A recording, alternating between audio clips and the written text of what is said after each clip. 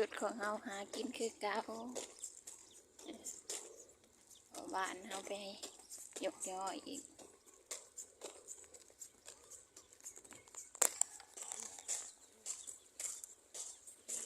น้ำลายจ้ะวะนี่นะอย่างหลัดไปหนีเลย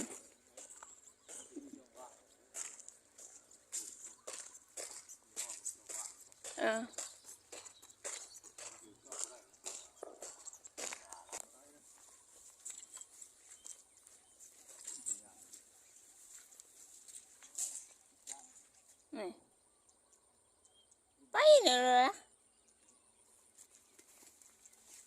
ปิดทงปิดทางจ้ะ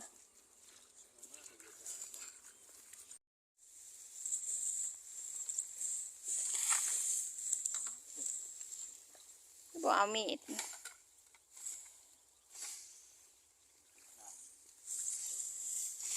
เอาบ่มีด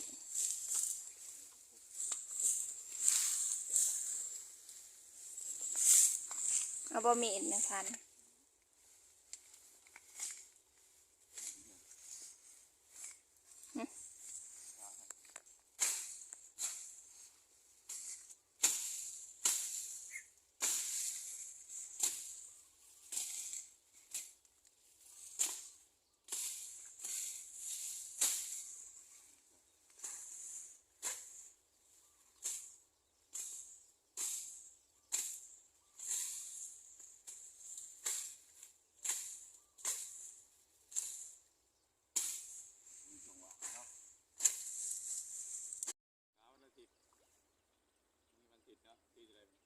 ซาซา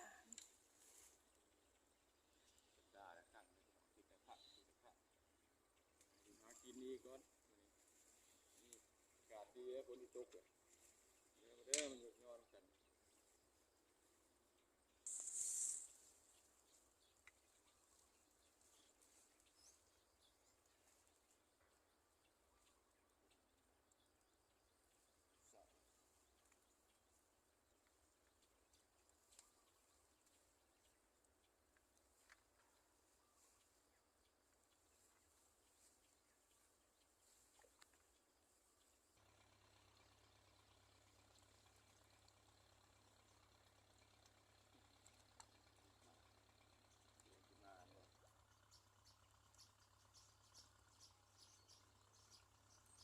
ออกซ้ำ